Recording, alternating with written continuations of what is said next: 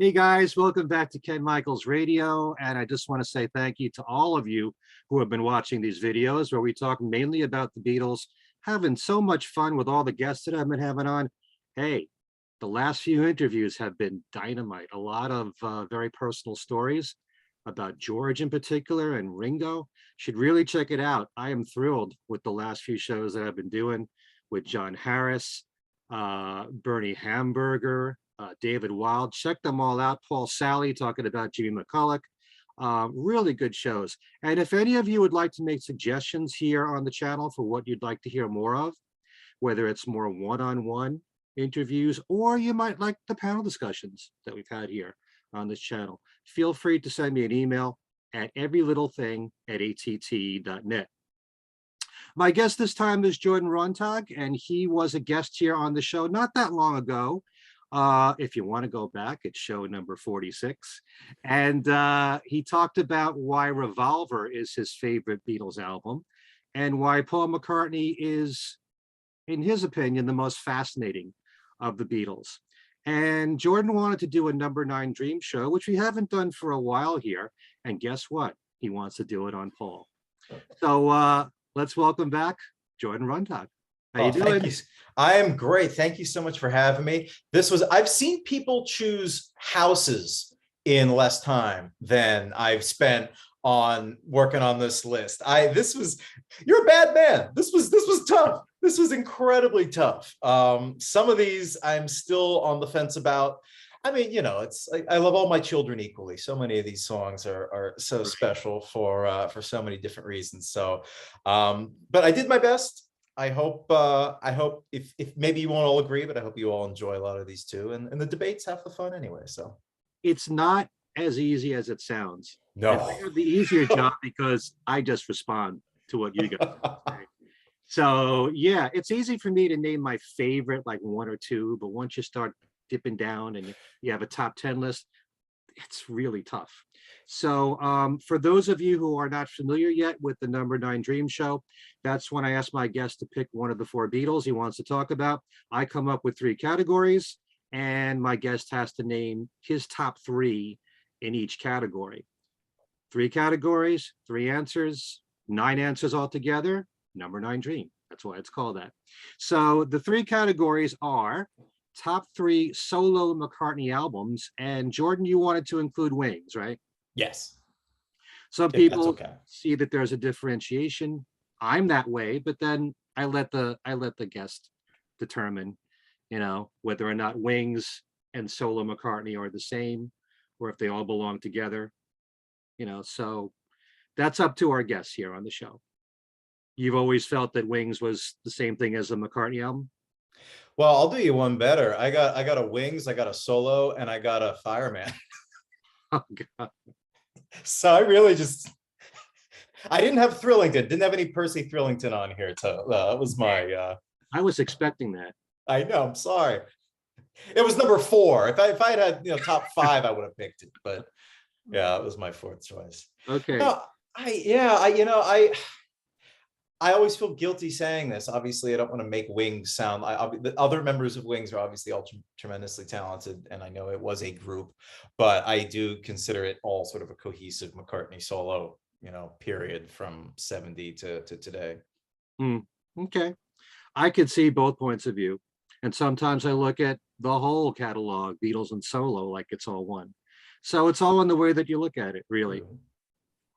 So we got solo McCartney albums, top 3 McCartney Beatles songs, and top 3 McCartney lead vocals in his solo career.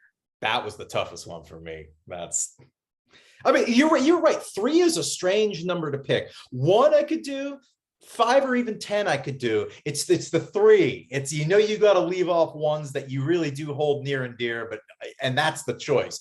Figuring out which is number 3 and which is number 4 and 5. That's where it gets really tough. But when they're all close to each other, it's like, how is 3 that much better than 4? Yeah, exactly. So, and I don't want you to think in any way that my wearing this particular shirt would influence your decision in top McCartney albums. I was gonna say. Don't think that at all. Even though I'm always plugging this album in many of my shows. Anyway, so we're going to do the top 3 solo McCartney albums first. We'll go 3, 2, 1. And so what would be your number 3 choice? Oh, so this is in okay, so they are ranked from okay. I would say my number 3 is Tug of War, Hmm.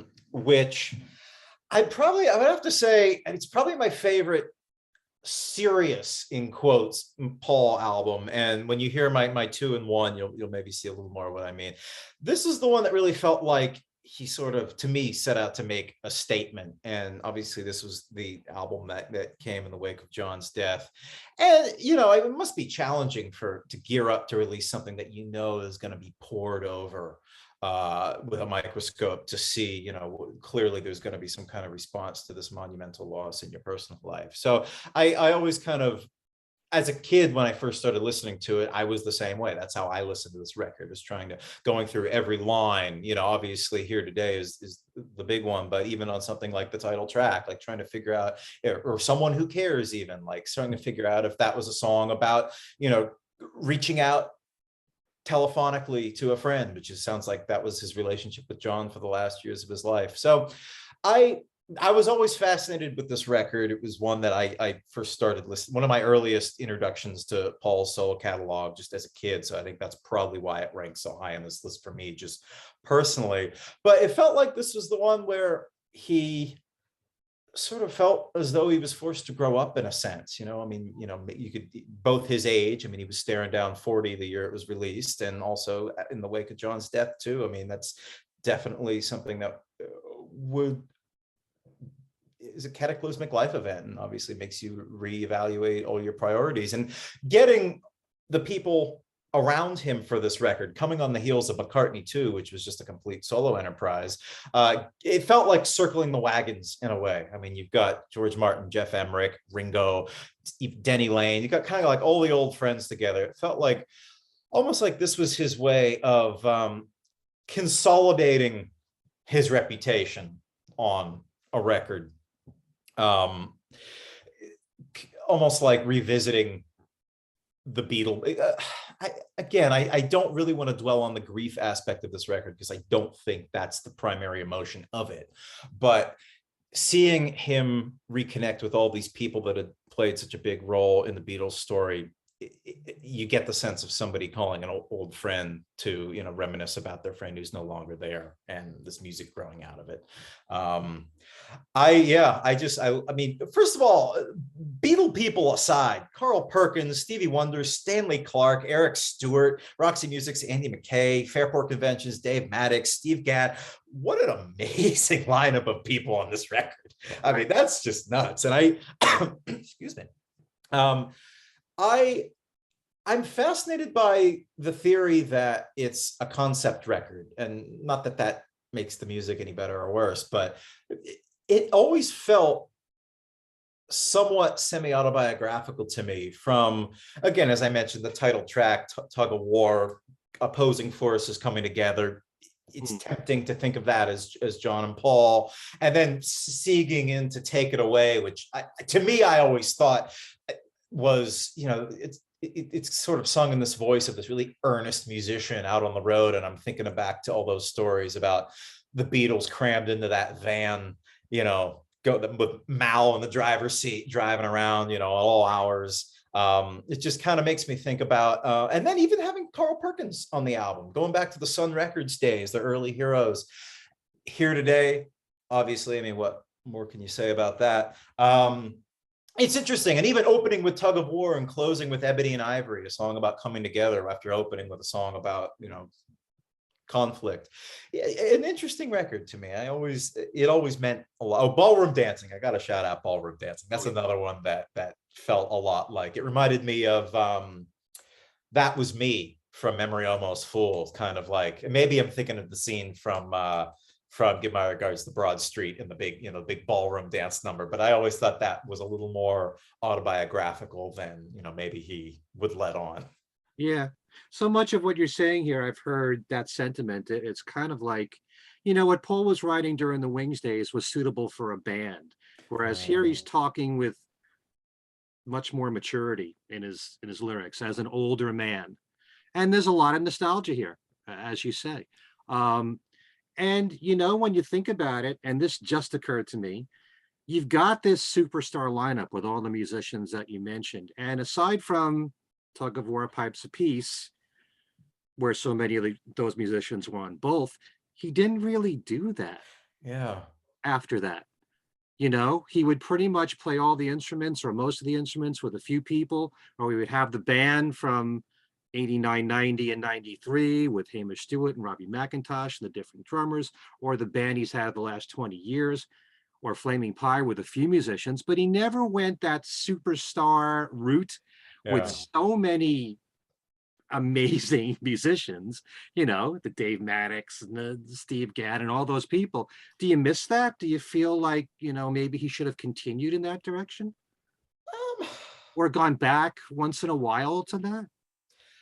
Not especially. The one time that I really enjoyed that, and I wish that they had done more together, was Flowers in the Dirt, because I really liked his collaborations with Elvis Costello. And a couple years ago, or wow, probably like 5 years ago by now, when they had the expanded archive box set out, and they had all the acoustic demos of 20, I can never say this, 25 fingers, 20 fine fingers, there we go, and just stuff like that. And even like the acoustic demo of My Brave Face, I love that stuff. It's tempting to do the whole squint and pretend it's John thing, and I try not to, but Elvis Costello is one of my favorite artists anyway, just independent of Paul and the Beatles. But I liked how they worked together. Otherwise, not too much.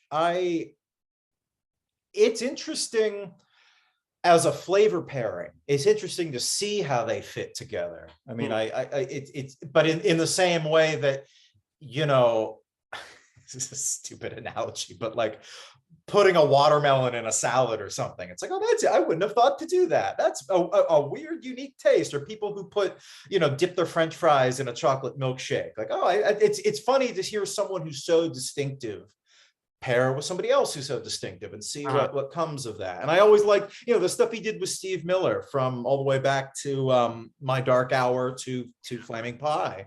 I like seeing, because San Francisco blues guy and Paul. That's pretty distinctive mix. And I don't know. On this, you Get It with Carl Perkins is a great example. That's such a, you've seen. There's the famous clip, I forget what it's from, of him doing Peggy Sue on acoustic guitar in like an alleyway somewhere. He does a really good Southern inspired sound, but it's cool to hear him do it with, Carl Perkins, the guy. Yeah, that was the Backyard Tapes you're referring to. That's behind. Oh, yeah. BMI. Oh, that's a Backyard. Okay, yeah.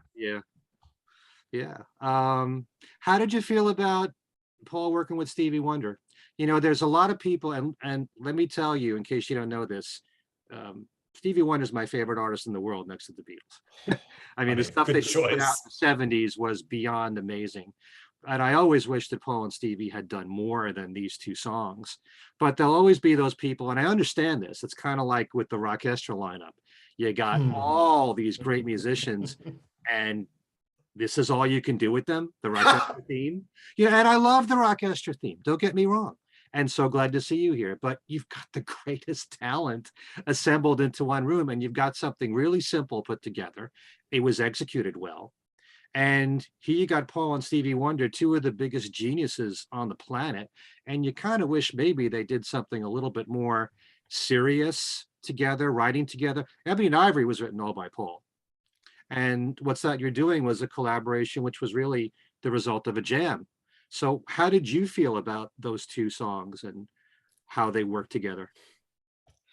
When I first heard these songs, it was purely as a kid, as a fan, and it wasn't totally thinking critically. And now it's hard for me to kind of get back to that starting point. But I do tend to agree, those are not my favorite. I'm being as diplomatic as I can be. Those are not my favorite tracks on the album. And considering both of those artists, like you, are my favorite people to make music ever, I wish they had done more.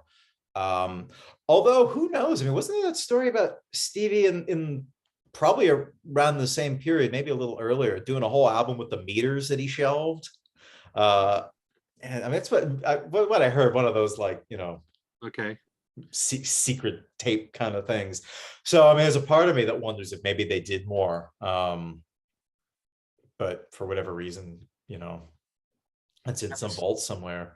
At the same time, I kind of wish they wouldn't try to make like an album together, because they're such perfectionists that it would probably take 20 years by the time that it would come out. Maybe that's where the tapes are. Maybe they're still going back and forth.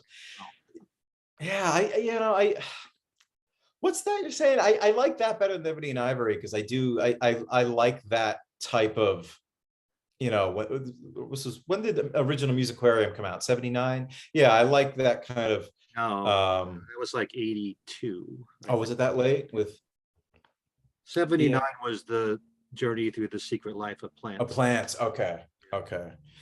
Yeah, I did expect more. I mean, Ebony and Ivory, I appreciate it for what it is. A successful song, and B, a song with a really good necessary message. I'll leave it at that.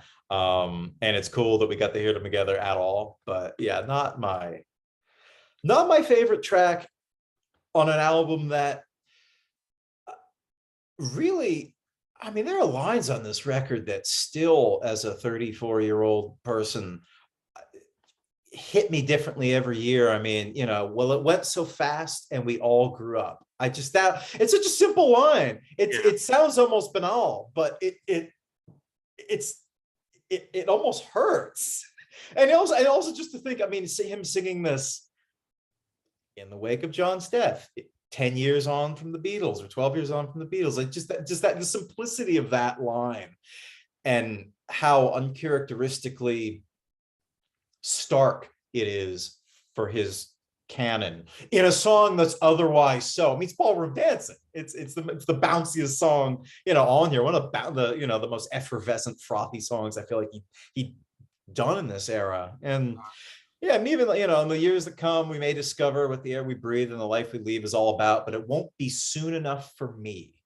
And you get the sense that this is a guy who's reached the point in his life where he's looking for answers, and maybe he's decided, he's not going to get him. What was my relationship with John? He's kind of, you can hear him grappling with it in Here Today. And I always kind of wondered if that line was him trying to figure out what that relationship meant, why he is who he is, and the position that he has. The whole, being Paul McCartney question is always interesting to me. And I feel like in recent years, that's been so many of the profiles on him, because that's the most interesting thing. I mean, obviously the way he creates is fascinating, but the whole question of what is it like to be one of the most famous people on the planet, and having been that way for more than half a century, is kind of, to me, the most compelling thing about him these days.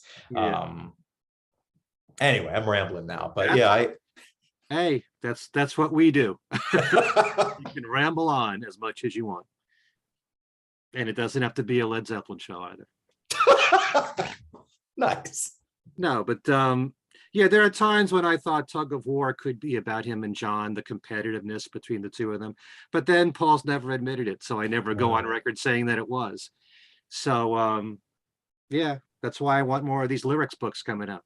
Oh, seriously. Oh my God. We'll do a show on that, I guess, sometime. But we got another 8 choices of yours to get to here. Oh man. So, what's your number 2 solo McCartney album? Okay, here we go. I figured after Tug of War, which seemed like kind of a safe choice, I want to go the totally opposite direction. And this seems like an intentionally obscure choice, but it's not. It's actually one of my favorite records of his. I love Electric Arguments. Okay. I love that record. It's one of those albums that it doesn't have too many specific standout moments to me. To me, it's just something that I listen to, and it's just such a great, to me, an amazing chill out record.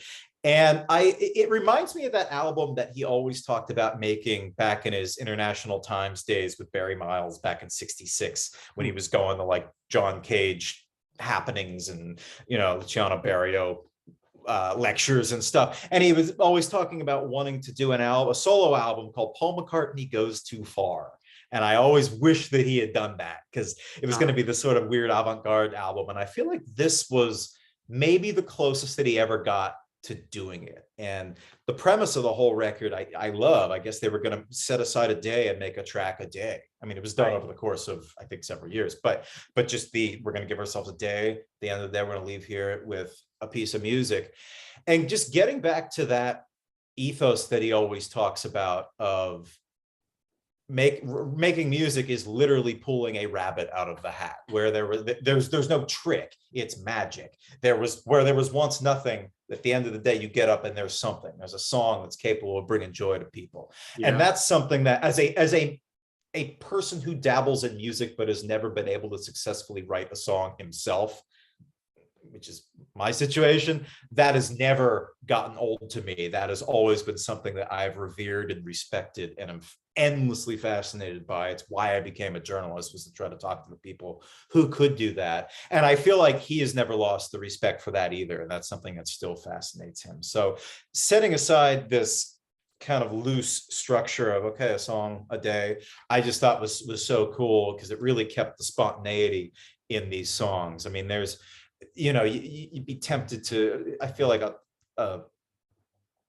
a diss, for lack of a better term, that's been lobbied at him. That's not how you phrase that. What am I trying to say? A dig at him that's been made over the years is that, some of his songs sound half-baked. I mean, that's the thing you hear about something like Red Rose Speedway, some of the tracks on there, and which I love. Those are all, but I feel like some people say, oh, all these songs are, a little unfocused. To me, that's the best. I think that's just him being him. I feel like that's just music pouring out of him. But I love the just, we are making a song. We are not making a statement. We are not, it's just for the sheer joy. I felt that way about McCartney 3 too. Like, this is, I have this time, I'm going to make something. I'm not going to labor. I'm not making the great American novel here. I'm not going to get this symphony in and this and this. No, I'm going to create for fun and do something that, because I feel like you can just feel his enjoyment. And I think it's interesting that it opens with a song called Nothing Too Much, Just Out of Sight, which is an expression that was used by a London-based Nigerian musician named Jimmy Scott. Right. And Paul knew him in the 60s club days. And he's the guy who came up with Obladi Oblada. Got the phrase from him. So I feel like opening with a song with that title, kind of either consciously or not, I don't know, but links it back to that really creative, fertile period in the mid 60s when he would interact with, Jimmy Scott out at the London clubs and stuff, when he was coming from the Indica Gallery or something. I mean, this is me having way of an overactive imagination about this, but to me, I feel like that telegraphs, this is the period I'm in. This is the, I think the title is, maybe I'm wrong, I think the title is from a Ginsberg poem, I think. I'm pretty sure. So just that, I love, I mean, on the last time that we spoke, talking all about Revolver and Paul's experiments in 66, which is to me just the most fascinating era for him. That's kind of why I love this record. I think it has its roots in that. And I love the fact that he made it in 2008, so he would have been 60, in his mid 60s. I love that he still felt that, and he just sounded good. Like, I've never heard him sing like on Nothing Too Much, Just Out of Sight, like that growl, like an old blues guy. Like, I mean, it's just so good. And it's like to me, it's like a trip hop ram, which I love that. I also really love the remix records that he did with Twin Freaks in 05, which I just think is so good. I mean, to me, Electric Arguments is the record that, I'm going to get in trouble here, that should have followed Chaos and Creation in the Backyard. Memory Almost Full, I know, is made up of a lot of tracks from Chaos. There are isolated elements on there that I really like, but I'm sure I'm very alone in feeling this way. But Electric Arguments to me feels more nakedly creative, or more just bold, or I always loved it. Well, this is the whole beauty of the catalog of Paul McCartney. You've got albums that he takes a couple of days to record. You've got albums that he labors on for a few years, like Tug of War, for example, or something like that. And Electric Arguments was an album where he took each track, he recorded each track in one day. Like you said, it was spread out over a year. They'd come back in a month, start a whole new song, and just do it from scratch. nothing was written, and just create something in the studio. And I find that sometimes that part of it is more fascinating than the music. This is what you Yeah. can come up with this deadline of one day. And but I also think sometimes, because yeah, there's that very experimental nature in the homegrown albums from Paul McCartney, McCartney 2, McCartney 3. So you got that in there. Production wise, though, I always feel like there's a lot of similar sounds to Press to Play and Driving Rain, a lot of the electronic stuff that's on there. So I kind of equate what production wise, there's a similarity there. I wish he'd do more of this stuff. Me too. I mean, that's what I love.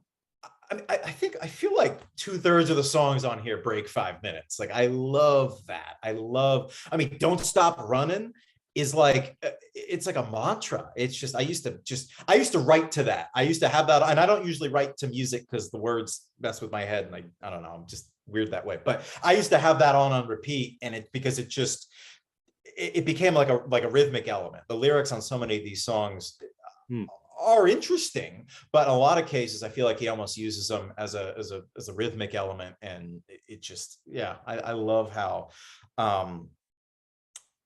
I love the loops on here too. I mean, I was, before we just started talking, I was listening to the I think it's on Twin Freaks, the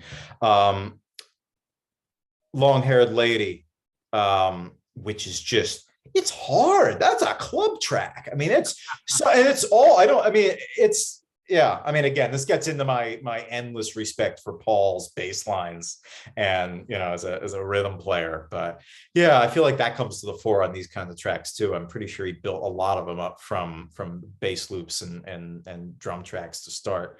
Yeah, I love this record. I feel like not enough people know it. I feel like people who still have this very misguided image of him as this kind of safe, melodicist, if that's a word, troubadour, need to check this out and hear just how raw and raunchy you can get on Nothing Too Much, like Just Out of Sight, and Dance Till We're High, and I forgot, well, Two Magpies too is I always feel like that was the true, I know Jenny Wren was kind of in some ways seen as the sequel in a funny way to Blackbird, but Right. Two Magpies kind of seems from that same lineage too. That's one of my favorite songs of his too. Interesting. He's got a lot of bird songs. Yes, he does. Yes, he does. Amateur ornithologist. One of the shows that I've done on my syndicated show, Every Little Thing, is an hour of just bird songs. So, That's awesome. There's a ton of them in the Beatles catalog, but anyway, but I couldn't include all the ones from Paul. I had to spread it out, but there's a Bluebird, Blackbird, Jenny Wren, Two Magpies. Single my God, yeah. Anyway, so your number one choice. I feel like this is the one to say these days, and I'm a little, I came to it honestly when I first discovered it. No one knew this. I mean, not no one, but Ram. I feel like that's everybody. It's the original indie record, indie rock record, indie pop record. I feel like that's everyone who reads music blogs. That's the one that they say is the cool one to say. But I love it so much. To me, it's his most adventurous since Sgt. Pepper. I always thought, I know Band on the Run was the album where he went for the commercial gold after getting abandoned by 2/5 of Wings. And, I feel like in a similar sense, after the kind of lukewarm reaction to McCartney 1 and hearing some of the nasty things that John said about it, I almost wondered if this was his attempt at, I don't want to use the word trying harder or the phrase trying harder because that feels unfair, but it feels like it's the most concentrated Paul he could possibly be. I love how it's so eccentric. There are just melodies pouring out of him, even though, Monkberry Moon Delight is a weird song. Let me put it this way. If this album only had The Backseat of My Car on it, it would be my favorite Solo-McCartney album. To me, that song, the bridge of that song, when he's doing the wordless vocals over the strings, I will become inarticulate with how much I love that, and I will probably choke up. To me, it is my favorite moment of his solo catalog. I understand where it came from. I know he's talked at length about his love of Brian Wilson and Pet Sounds, and I know you can hear elements of it in Paperback Writer and Here, There, and Everywhere with the harmonies and the instrumentation on Penny Lane and the bass harmonica stuff on Sgt. Pepper. I understand that, but as far as I'm concerned, this is the moment when he really went for the most Beach Boys melody, and that bridge with the strings is just rhapsodic moment is just, to me, it's like emotional synesthesia. It's the sound of falling in love as a teen. And I felt that way as a teen hearing this song. And years later, when I would read interviews with him, it was funny. He would pretty much say as much, which I found remarkable because it was actually my experience with the song. That was what it made me think and feel of as a 12, 13-year-old kid, hearing this song. And years later, hearing him say that this is such a teenage song. It's the sound of, teenagers falling in love and, being out on their own for the first time and stuff like that. I think it's, for reasons both musical and personal, I would probably say my favorite song of his. So for that reason alone, Ram holds a very special place to me. I find it beautiful. I mean, I think that it's beautiful in the way that music is supposed to move you. It just goes right to the heart. It bypasses the brain and any words I could come up with. It's one of those songs for me. I know we all have those songs that, it just hits you and it almost hurts. It takes you to such a place. That's how that song is to me. But even that aside, it's funny to me. I have this theory that Paul always slots his weird songs as at the end of the album. I tend to love all my favorite Paul songs are the closing tracks.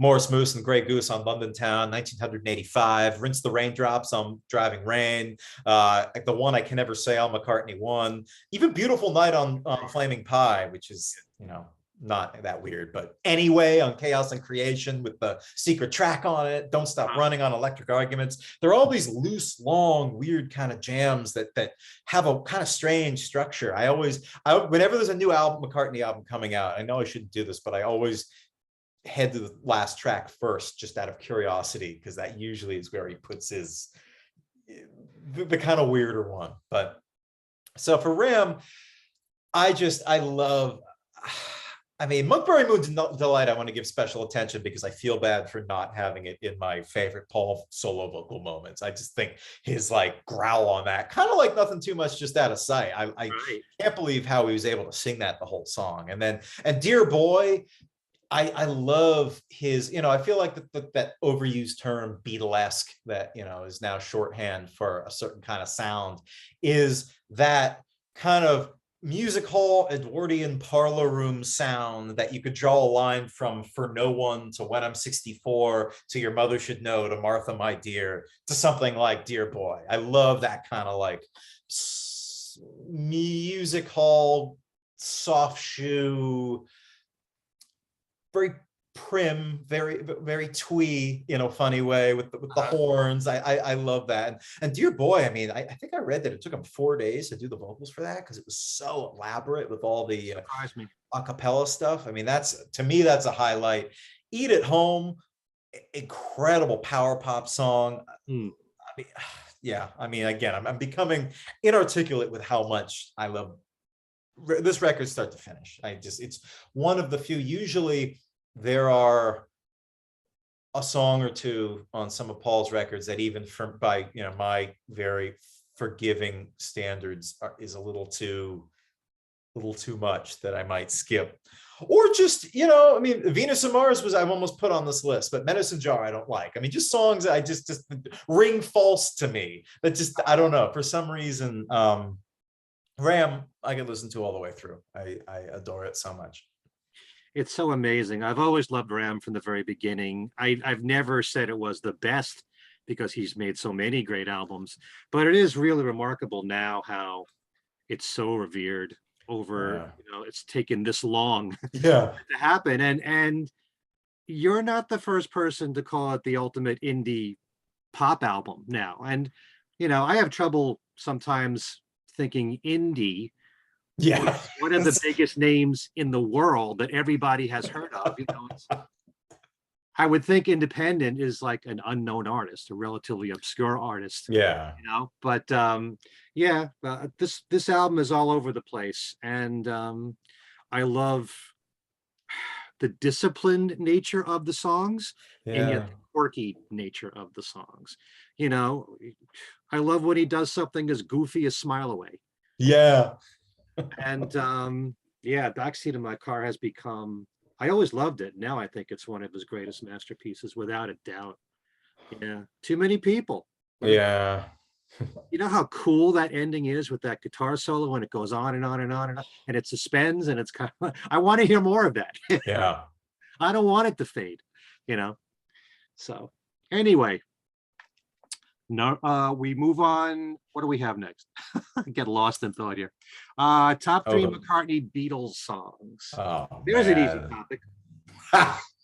Oh man. So wait, we're going 3-1 still? Yeah, yeah.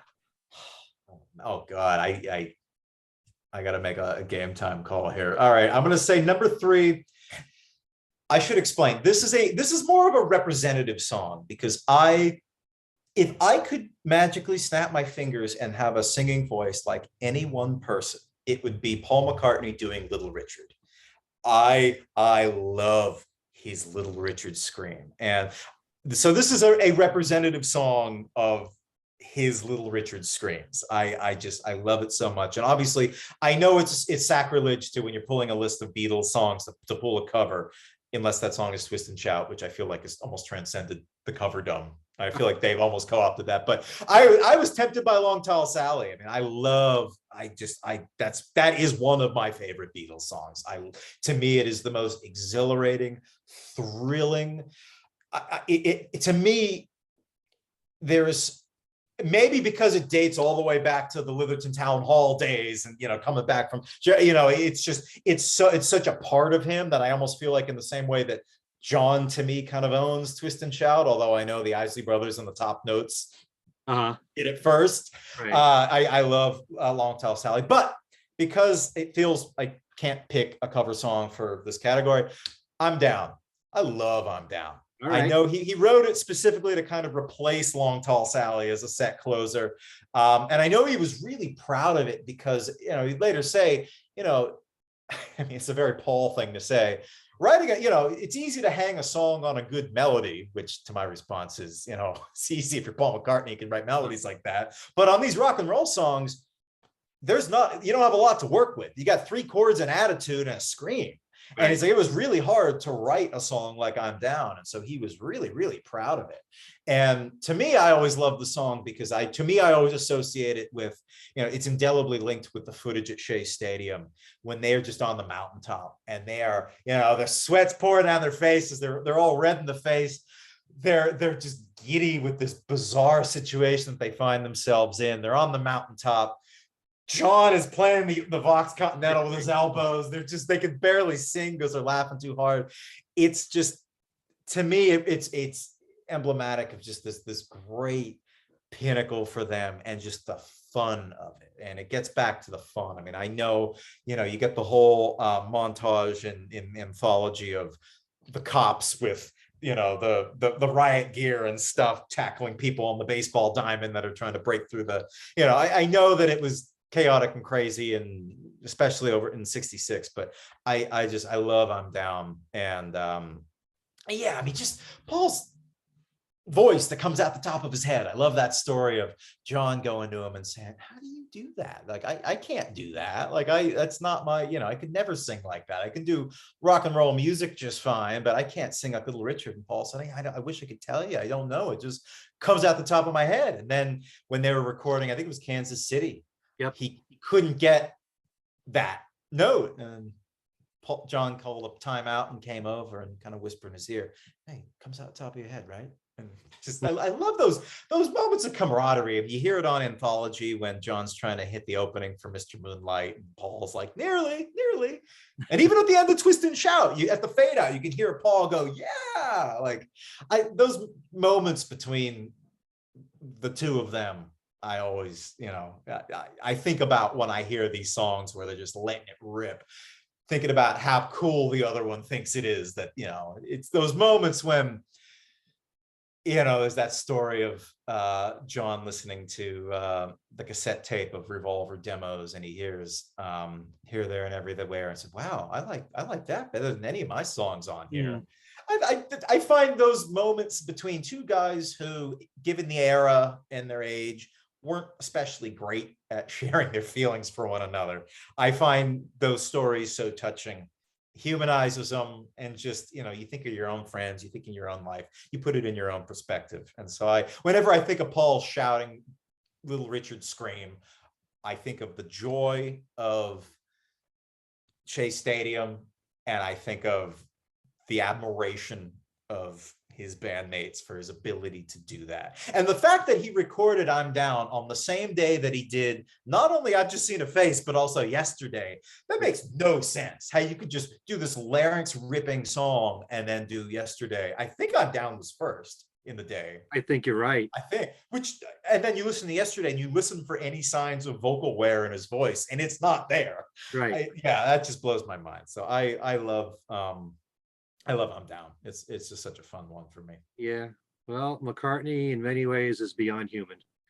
Yes. Yeah, Paul even said that John rarely would give a compliment. So yeah, he's always pointed out Here, There, and Everywhere that how much John liked that song. Okay, so you've got number 2 now, as far as McCartney Beatles songs. I almost think I should have put I'm Down at number 2. This should have been almost been a better 3. But anyway, I have always had a soft spot for You Never Give Me Your Money for a few reasons. To me, that's Paul's pocket symphony. Brian Wilson had Good Vibrations. This is Paul's. I love its completely atypical structure. I think it was Harold Arlen when he wrote One for My Baby, One for the Road, which also has a strange, it's not an ABAC structure. It's this weird streak. He called it a tapeworm, which I love songs that kind of don't follow that. And I always hear that word tapeworm in my head when I think of these songs that kind of don't have a verse, chorus, bridge, verse, chorus structure. And this is one of them. It's 3 songs. You got the opening lines, you got the Out of College, you got One Sweet Dream, and then the nursery rhyme at the conclusion. Just so many ideas crammed into a single song that it's almost annoying how many ideas this guy has. No repeated verses, no choruses, no refrains, nothing. But it's also masterful that you almost don't notice that it's weird. It's every part is so good, and it's gone before it gets old. It's gone before you get used to it. It's so interesting. It's similar to me. I thought it was interesting how similar it is to Happiness is a Warm Gun, which is done in a similar structure. All these bits of semi-completed songs together. Actually, from a similar point of view about sort of being in depression about his current state, with a little mix of the new woman in his life, at least the early versions of Happiness is a Warm Gun, where he sings the Yoko part. Yeah. And I also love, and I know this is kind of jumping ahead to the next question, but I love that it shows off such a wide range of his vocals. You get that almost falsetto tenor that he did with stuff like I Will and Mother Nature's Son, and then you get the Fats domino register for the Out of College part that he would do on Lady Madonna, and it has a similar like boogie woogie bouncy piano to it. And just the lyrics. I soon we'll be away from here. Step on the gas and wipe that tear away. One sweet dream came true today. That line always bowled me over. I don't know. I don't know what it means. It means something different to me every day. I think of him, at Cavendish Avenue, getting in his Aston Martin with Linda and going off for a drive. Like, I think that this song was kind of written around the same period as Two of Us, and in that same kind of lineage of going off and, leaving your troubles behind and going off and getting intentionally lost and having an adventure. I just think it's freedom. To me, that line is such a beautiful expression of romantic freedom. I love it. I will get choked up in the same way that I will about the rhapsodic part of Backseat of My Car. Paul and Car Songs. I never put this together till right now. Paul and Car Songs aimed right at my heart. Damn. Yeah, I the song is so fascinating to me. And it's rare too that I feel Paul addressed things that were going on in his life in such a dead-on way, at least in that moment in time. I mean, he did That Was Me, however many years later, 50 years later, where he's talking about, at the cavern in the cellar on TV or whatever the lines were. But, this is, you never give him your money, you only give him your funny paper, all the stuff about Alan Klein. I mean, this was very of the moment. This is very fresh. So I feel like that was unusual for him too. It's still masked a little bit because he does tend to, obscure meanings that become a little too personal. But yeah, he has addressed that this was about Alan Klein, which I think is a rare moment of him actually coming out and say, I guess that's how much he hated Alan Klein. Yeah, I love this track. I almost chose Golden Slumbers purely for the Golden Slumbers fill your eyes line, where he just that is mind blowing to me. But I ended up giving this one the edge. Yeah. Boy, you said so much there in the last few minutes.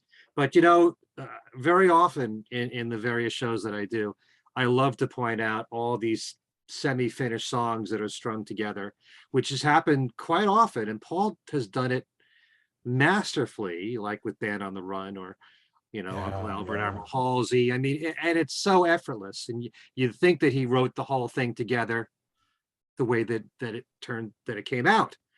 But yeah, and maybe in this case he did, who knows, with You Never Give Me Your Money. But yeah, all these sections, and he rarely repeats himself.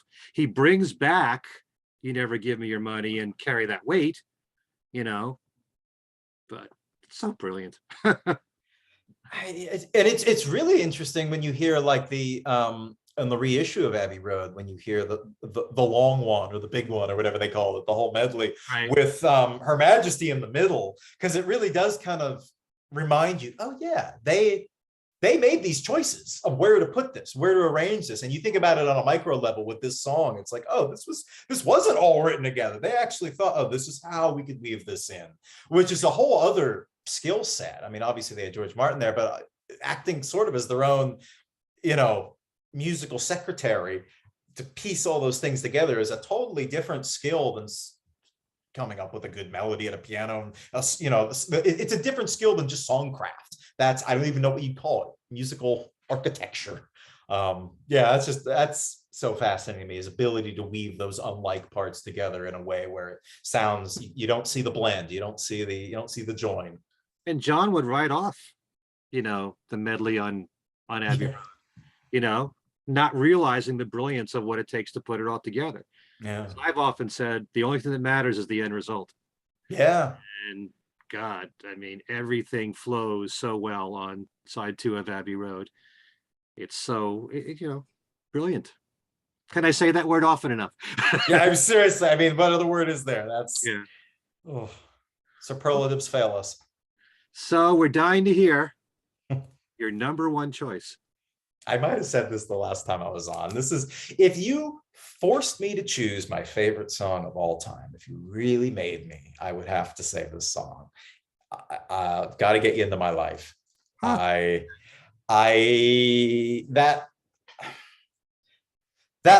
to me, it's the end of the happiest movie you've ever seen.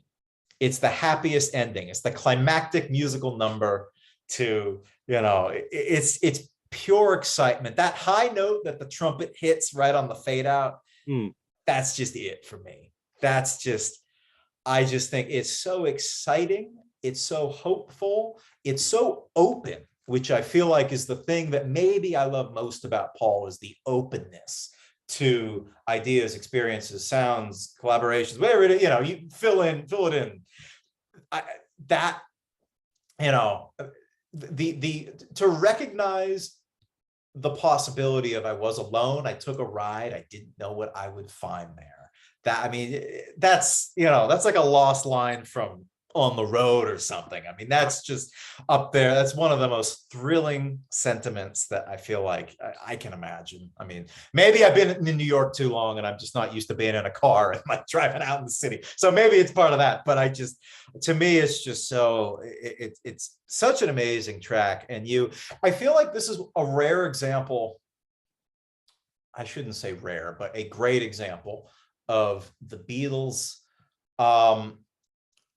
taking their influences of a form of American music and making something completely better. I feel like he had its roots in wanting to record Revolver at Stax, and they got very close to wanting to go there. And, all that like punchy, bassy, horn-driven stuff.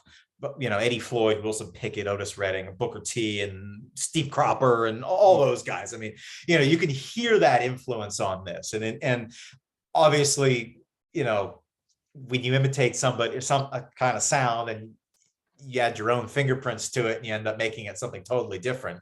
That's what I feel this is. I mean, I think it was Georgie Fame's Blue Flames. I think it wasn't Sounds Incorporated, right? No, it was Georgie Fame and Blue Flames to do the horn section. Just Jeff Emmerich just jamming the microphones down the bells of those horns just to get that, so hot.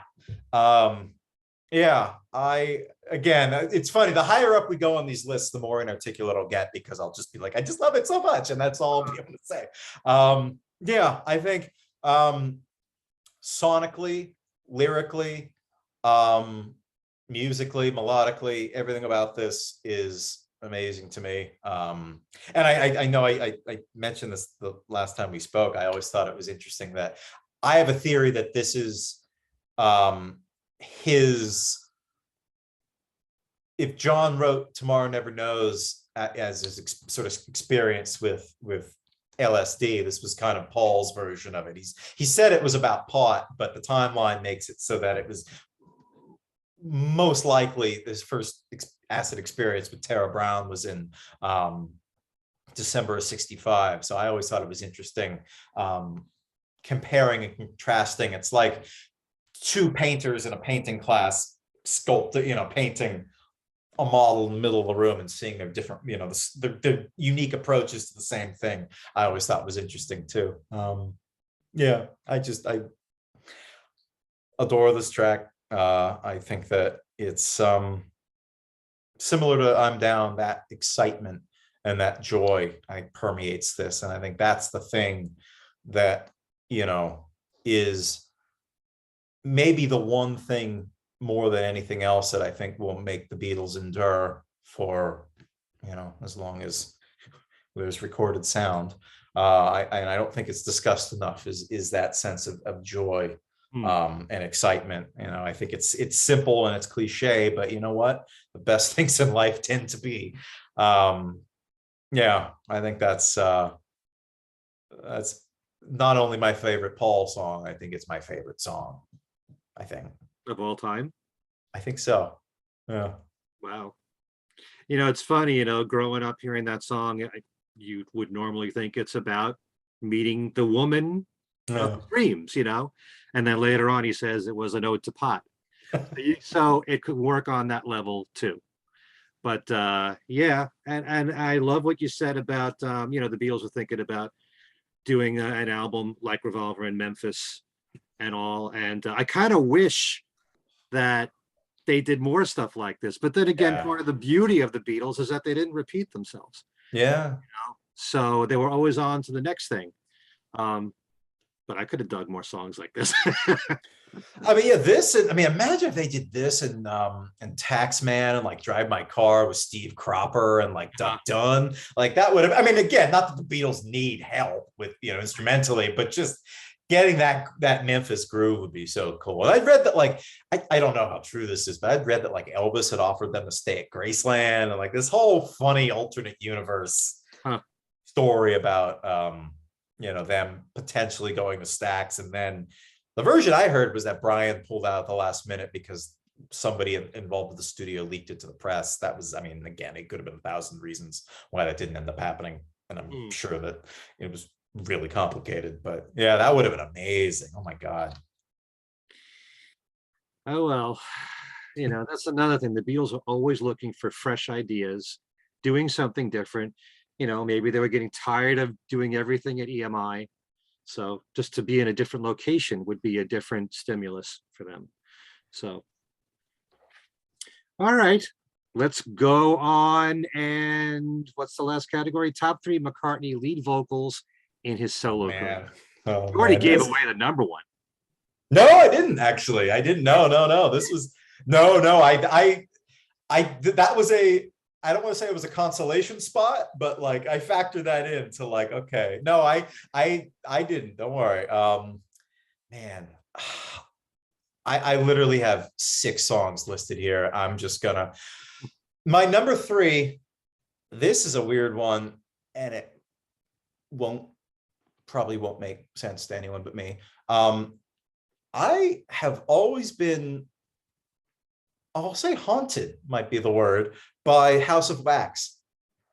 First of all, the lyrics on that are so uncharacteristically dark that I wouldn't, if I'd read them on the page, I would doubt that he would be able to sell them in a way that, lightning hits the House of Wax, women scream and run around to dance upon the battleground like wild, demented horses. That's like a Jim Morrison line. That's like, this is not something that I expect from him. And I don't know what makes me think of this. When I hear this song, I think of, bear with me in this analogy, I think of Muhammad Ali at the end of his career. He's the greatest. He's the guy who shook up the world. He's getting back in there one more time. It's not quite the same. You can tell the years are adding up. But when he gets to I can't do it myself, but the O's, and it keeps rising and rising. You see it again. The years melt away. You hear that 20-something for just a second. Right. Hearing it, maybe because I can hear him. I don't want to say he's straining because he's not, but you can tell that's not really in his range anymore, and it once was. And with this thunder around him in orchestra or instrumentally, the music is so dramatic, and he's pushing for it, and he gets it. And something about that, this moment of like, remember who I am. Don't you forget. I am still this guy. I am still the one who shook up the world. I am still the greatest. And just for, it's like, it's just a glimpse of that, because obviously, everybody's voice, this is not a dig at Paul, but everybody's voice matures. It changes as you get older. It's not, but the fact that he hit it so beautifully, and you felt the power, and you felt the maturity in it as well. Something about that, again, I'm waxing poetic in a way that is probably too abstract to make sense to anyone other than me. But that song always, it's that performance to me made what is otherwise not one of my favorite songs, made it special to me. I dig what you're saying, man. It's a shame that he didn't take that song on the road. I know. He did it at the Amoeba gig. That's right. Oh, because he even said in interviews like, "Oh, that'll be a fun one to do on the road." Maybe that was why. Maybe it was just a tough one to sing. I don't know. Right. No, I definitely would agree with you there. Is that the last really great vocal performance where he's pushing the highest note he could hit? Yeah, I love what you're saying, the ascending notes. My heart's racing when I'm hearing him sing it. Yeah, yeah. But he does it. It's triumphant. A little sad, but not. No, a little melancholic, not sad, is I guess how I'll put it. It's not. It's just the passage of time. It just is. It's not sad. It's not good. It's not bad. It just is. Yeah, but his triumph, I think that's triumph. That song is a triumph to me. That's the simplest way I could put it. It's not a very original way to phrase that, but I love that part. From now on, I'm going to be thinking of Muhammad Ali now because we never hear that. I don't know where that came from. I have no idea, but that was just always years ago when the album first came out. I thought of him knowing that he had fewer good days in the ring in front of him than behind him. That's all I'll say. Hmm. But going for it anyway, and giving it all he had. And still, he's making the most of what he's got. Yeah. Oh yeah. Oh, and that was, again, in no way a dig at his voice and just, yeah. I love the power in that track. I think it's a cool, underappreciated track. Okay, number 2. This is going to be such a letdown after this. I in this spot that I kind of had reserved for prime age Paul power vocal spot. I could have gone with Call Me Back Again. I could have gone with After the Ball, A Million Miles. I could have gone with Honey Hush on Run Devil Run even. Ooh You. I have always had a soft spot as the real weird one for Oh Woman, Oh Why. Nothing wrong with that. I just, because there's so little in it, it just totally hinges on his vocals, kind of like I'm Down. I mean, you could hear his breathing on that track. Like if you listen with good headphones, you could hear like you could almost hear the sweat pouring out of him. I don't know how. I mean, it's one I don't think he ever did live. Probably a good reason. I mean, he probably would just completely shred his voice. I mean, I'm again. I mean, as talked about with I'm Down, all the Richard stuff. I'm a huge sucker for all the growl that he can do. And just how nasty he can get. It's so good. That track is one of my favorite examples of that. I mean, again, he's done it a bunch. Ooh You is another really good one where there's not a lot there and he's just kind of, doing the funky growl part. But yeah, A Woman, Oh Why. I don't have really anything intellectual to say about it. I just think it's such a cool performance. Okay. And number 1. This is such a boring choice, but I gave weird choices for 3 and 2. I'm choosing this one sort of in spite of the fact that it's so famous. I mean, I don't know, when you're dealing with Paul McCartney, it's hard to pull a deep cut anyway, because it's Paul McCartney. I mean, all these songs are huge for a reason. I'm not going to pull Temporary Secretary or Blue Sway just for the heck of it. Maybe I'm amazed. Okay. Because try singing it. And let me put it this way. It's one that I've listened to a gazillion times when I'm alone in my car, when I'm alone at home, when I'm in the shower, you try to sing along to it. It's not possible to keep up with him. So start with it. When he goes to the bridge, the Maybe I'm a Man part. Right. I turn into, I don't know who I turn into. It's not, I have just such respect for, I mean, not that I always have tremendous respect for him, but trying to match that song and try to match him on that track, whenever I try and fail, just gives me more and more respect for his vocal abilities. From the opening verses where he hits this weird high tenor that I feel like he doesn't do very much, where it's almost a Philly soul timbre. It's like, I feel like he sings those notes. He's sang those notes before, but he hits them in a way that is really unique to me. He kind of does it on My Love too. It always reminded me of Philly soul, I think. And then he goes into the roar of the chorus that then seamlessly goes into Smokey Robinson oohs. And just the juxtaposition of that, I was watching YouTube clips in advance of talking to you about vocal teachers, which I am not, actually like mapping out the graphs of his voice with like cross sections of larynxes, with how you do that, and how to do any one of those sounds is hard. To do them in the same song while transitioning between those is insane. Like right. You shouldn't be able to do that. That's they say, I think it was James Taylor said that he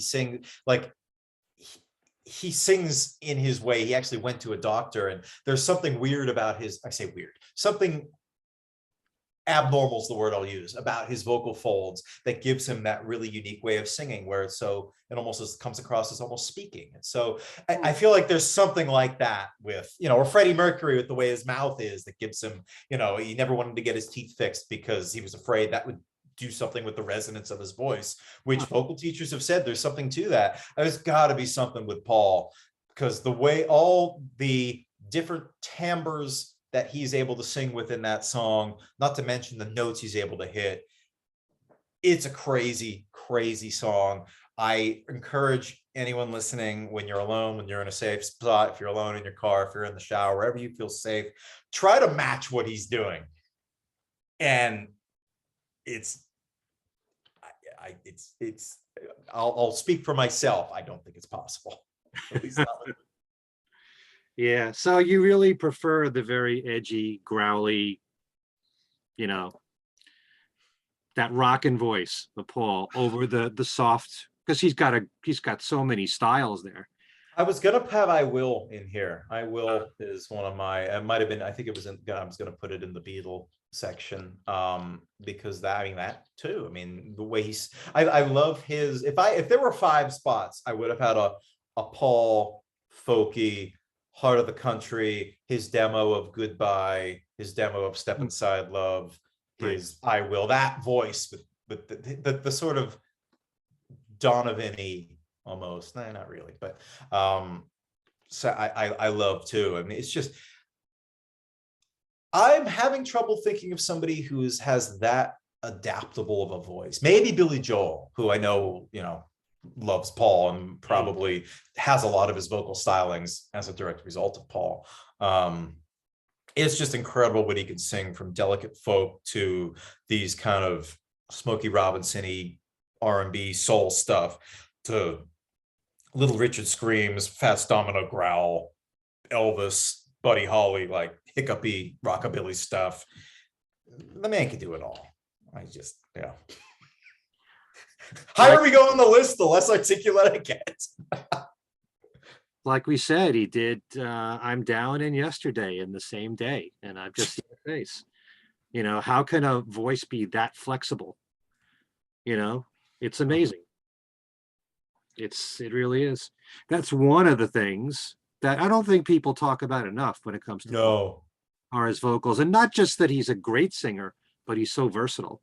Yeah. I love the fact that he can do "Helter Skelter" and "Honey Pie" on the same album.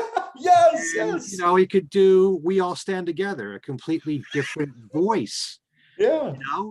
These are all coming from the same man, the same vocal cords. And it's just remarkable that he can pull it all off.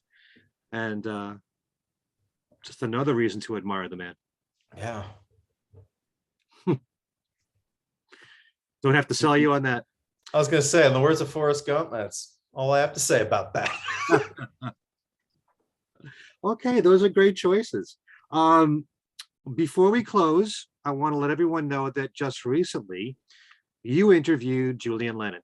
Yes. And Julian has a new album coming out called Jude. For obvious reasons, it's called Jude. I haven't seen a release date for this. Have you? They don't have one yet. No, I think it's been, I had heard fall tentatively was kind of the closest that I was able to hear, but it sounds like that's subject to change. Okay.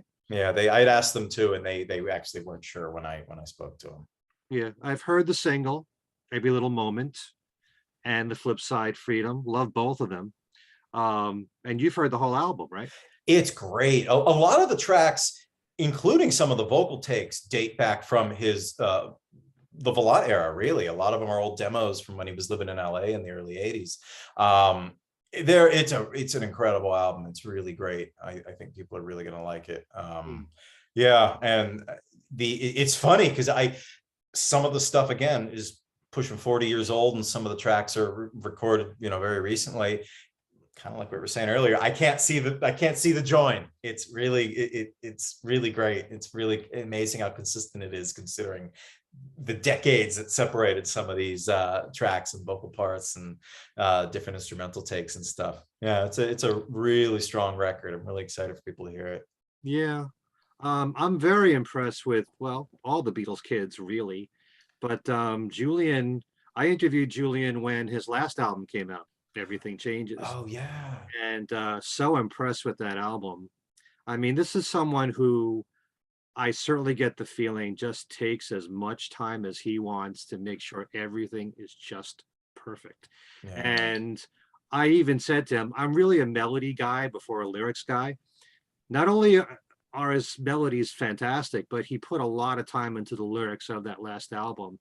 You'd be so impressed.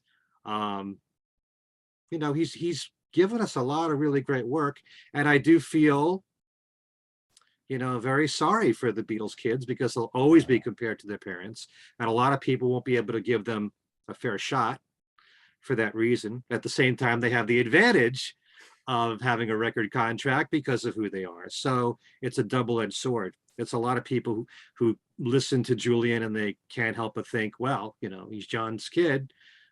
And a lot of people always say he'll never be as good as his father, but damn it, he's got a lot of great material. And Yeah. I would advise everyone to check it out throughout all of his albums, really. And more than ever, because I've seen the way that he conducts himself, because he's got his hand in so many different things, in photography and children's books. He does a lot of work for the environment. Yeah. He raises money for countries so that they can have water, to drink and to bathe in. He does so much. And I wish that, he'd spend more time with the music. This is his first album in 11 years. That's a long time, but I'm looking forward to it. And I'm going to put up the link in my description box if people want to hear your interview Oh, with thank you. Julian. Yeah. How much of the new album were you allowed to play? Um, we couldn't play any of it, unfortunately. It was just talking. It was but it came out, I think, a week after the double A side came out. And so that's available now.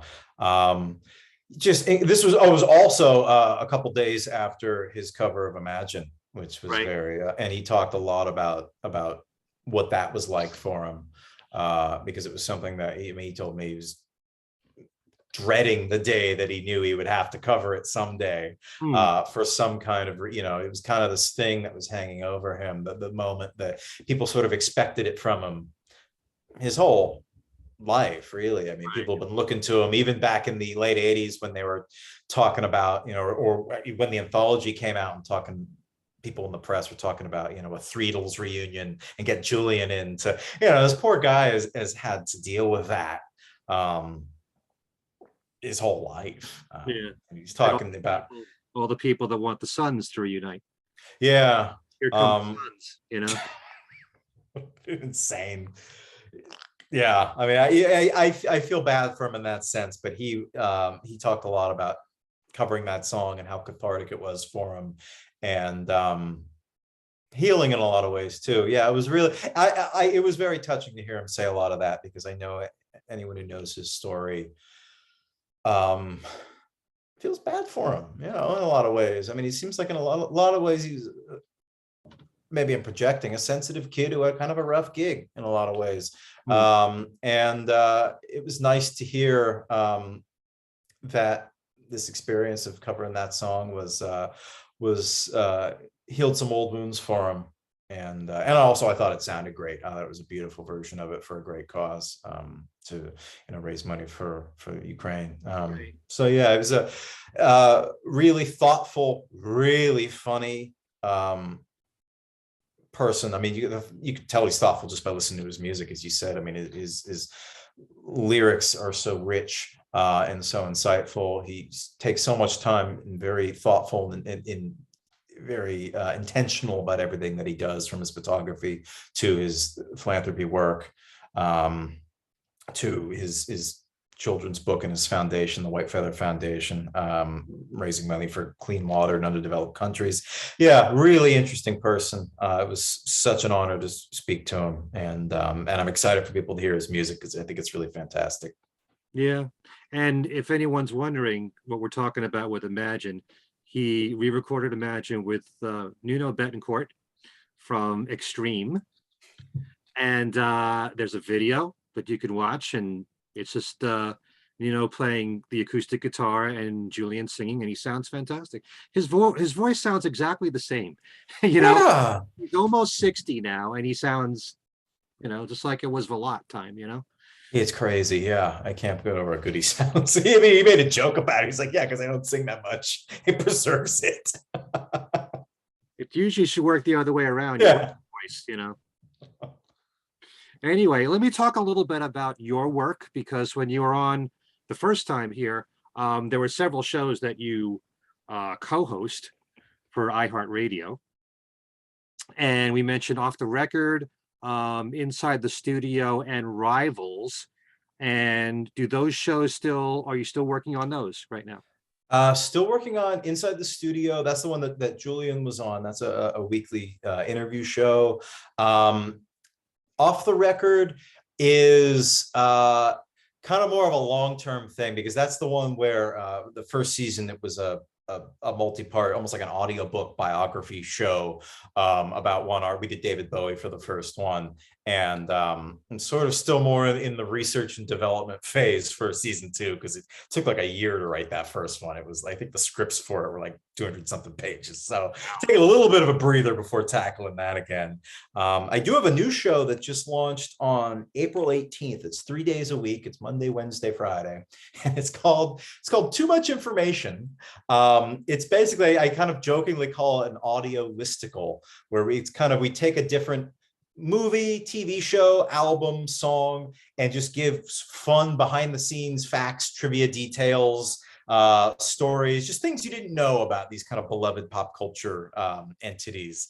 And it's really fun. I host it with a friend of mine who was a former colleague of mine at People and Entertainment Weekly, and we were in a band together too. We were old friends, and yeah, we've done, oh my gosh, what all have we done? We've done Ocean's 11, we've done Jeopardy, we've done Neil Young's Harvest, we've done What's Going On by Marvin Gaye, Full House, Austin Powers.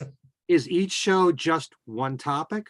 Yeah, just one topic. All about Austin Powers, and we research the heck out of it. I mean, we start with like 30, 40 pages of notes and make an outline for, we don't script it per se, but it's very heavily researched and then tightly outlined so that we can bounce back and forth.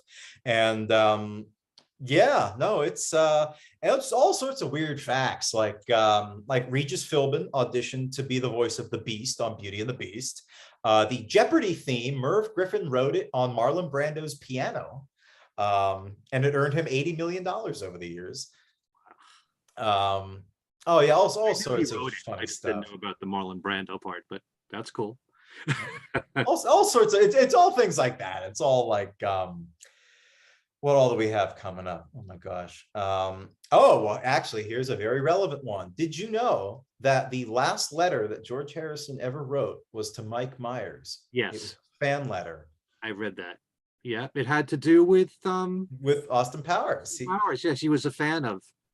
He said he used to bring a Dr. Evil doll into business meetings. And when I don't know if it was when I heard two versions, one just whenever, or two when he was too sick to really speak much, he would squeeze it and make it say, "Why must I be surrounded by friggin' idiots in the middle of business meetings?" Which is funny. And then my favorite, the kicker to this is Mike Myers' parents are from Liverpool, and he's the Beatles, he's one of us, let me put it that way. The Beatles are responsible for every creative impulse he's ever had. And he's appeared in numerous documentaries, and he's told the story about when he went to see A Hard Day's Night as a little boy with his older brothers. And in the last scene, when the helicopter flies away, taking the Beatles away, he started to cry in the theaters because he wanted to keep hanging out with the Beatles, which, anyone listening to that will probably relate to. At the end of this letter that Mike Myers received by total coincidence the day George died, the end of the letter said, "I'm sorry I left you that day on the helicopter. I promise I won't do it again." So he knew that's how he'd heard that story. Yeah. He got, just chills, goosebumps. He got it on the set of Austin Powers. He was like, yeah. Oh my God. Tears would have been rolling down my face if that was me. He was. He even said, like, we were filming a really awful scene for Austin Powers. It wasn't going very well. I was like, then I heard George Harrison died. I'm in the corner in my Austin Powers outfit crying. Somebody taps me on the shoulder, somebody with security, and hands me a letter that had been delivered to the set. It was from George. I mean, it sounds fake, but like you could look this up. And that was the kicker of the note. George was connected to something. It makes you really start to question the link between music, comedy, and the divine. It all makes perfect sense when you connect that with Monty Python and the Goons and everything else that the Beatles loved. One of the many reasons to love George in particular, that sense of humor. Yeah. I failed to mention early on, because we just went right into the show with talking about Paul, is that you do write for, and you have written for, Entertainment Weekly and for People magazine and Rolling Stone. So you got your hands on so many different things. Lots of Beatles stuff. Lots of, especially after all. We haven't spoken since Get Back. My God, that's a whole other conversation. You must be sick of it by now. Not really. I love hearing what everybody else has to say. I feel like I've been saying the same things over and over again, but who knows? It's the conversation, how you bounce off each other, that makes it all very interesting. But you know, the more that you watch Get Back, the more you pick up things that you hadn't seen before. Yeah. So it's really fascinating. And we're so lucky that we got almost 8 hours. Can you imagine if we had all 60 hours? Get that petition going. Such a full picture of that time, and that was only one very condensed period of time. That was only 1 month out of their lives. You know, imagine if we had film footage of them during the making of every album. You know, but it's beyond fascinating, that documentary. You know, I'm just going to repeat to you what I said before it even came out. When there was a trailer for it, it just seemed like the angle they were taking with this documentary was so different than what I was expecting. It was like they have a month to put together an album, do a TV show, do a concert. You know, can they pull it off? I mean, that was kind of the angle for the whole thing. That alone is an interesting way to present it. Not so much is this the band breaking up. You know, I completely agree. As much as I've read about that period, I don't think I'd really stopped and thought about those stakes. Like I'd never thought about it as, oh my, I mean, again, you could view it as that's a real generous way of reading it, because what are the stakes? All they have to, they're the Beatles. They don't have to do anything they don't want to do, but it's still, I mean, they gave themselves a goal. And you know, I never really thought about the time crunch element of it, and that was a really clever, interesting way to structure it, and it's just something that really hadn't occurred to me at all, really. Right, because all you ever heard about Let It Be is that, you know, they were miserable sessions, and this was the start of them breaking up. And you certainly saw some of the tensions in there, especially at Twickenham. But yeah, and then even after watching the documentary, it occurred to me, what if they didn't pull off any of those things? So what? Right, exactly. They didn't have a contract to do a concert anywhere. Okay, so they were under no obligations to anybody. They could have continued making the next album if they wanted to at EMI, with the same thought of not doing a lot of overdubbing and all that. They could have done that. It's just that Ringo had to make the Magic Christian. But even still, I'm sure that there could have been moments there when he could have gotten off the set or had a day off or something when they could have used him. I mean, so what? They didn't have a contract to make the TV special. Wow. So would it have been a crime if none of this happened? I mean, that was my girlfriend and I, who's also one of us, and we've watched it together, I think 3 times. You know, the whole thing. She kind of would say that to me, like, well, I understand, like, they have these things they got to do, but like, why do they have to do it? They're the Beatles. And I kind of was like, I don't know. I don't think they really do, but it's how this is structured. So we just got to go with it. But you know, it's like we were saying, you know, the Beatles are always looking for something different to do. Yeah. Like we were talking about, you know, recording an album in Memphis. You know, it's the same thing. They were thinking about doing a concert. at the Coliseum, that kind of thing. It probably would have gotten all over the world, been a big a major event in the history of the Beatles. It's true. They were looking for things to always be different, to not repeat themselves. They were not a formula band. At least, Paul was pushing for something different at that moment. And this was a challenge. Can we do all this in a month? Can we make an album in a month? Can we pull off a concert in a month with all new songs? I don't know why they couldn't have just taken the White Album and done a concert with the songs from the White Album, but no, that wasn't good enough for them. They had to create a whole brand new album and then try to have a concert. We just spent what, May to January, however many months that is, making a double out, making 30 songs. let's just do another one. I know it just seemed, it's so, but then again, you look back at Please Please Me and think, oh, well, they just thought, well, they've done it before. Why can't we make an album in a day again? Except that those were all songs that, for the most part, except for the original songs, some of them they hadn't done live before, but the covers they did live. So they really nailed those songs live anyway. It wasn't that, big an effort for them to do it. And even though everybody says it was all done in one day, it was 10 or 14 songs. Yeah. It wasn't all done in one day. It's still a great accomplishment. But yeah, that wasn't nearly as challenging as coming up with totally brand new material within a month. So the only way they got around that was to do some patchwork and throw Across the Universe in there, and to record I Me Mine in January of 1970 without John, to complete the album. Then they had enough material. So still, it's fascinating just to see the whole process take place, to see the compromises that had to be made. It's you'll come back, we'll do a whole show on Get Back. Anytime. It's just always a blast. Thank you. Yeah, and like I said, every time you watch it, you can learn something new. So you can bring something new to the table every time you've watched it, or if you've watched it several times over. So yeah. All right, well, Jordan, thank you so much for doing this. You are awesome. Oh, you are the best. Thank you.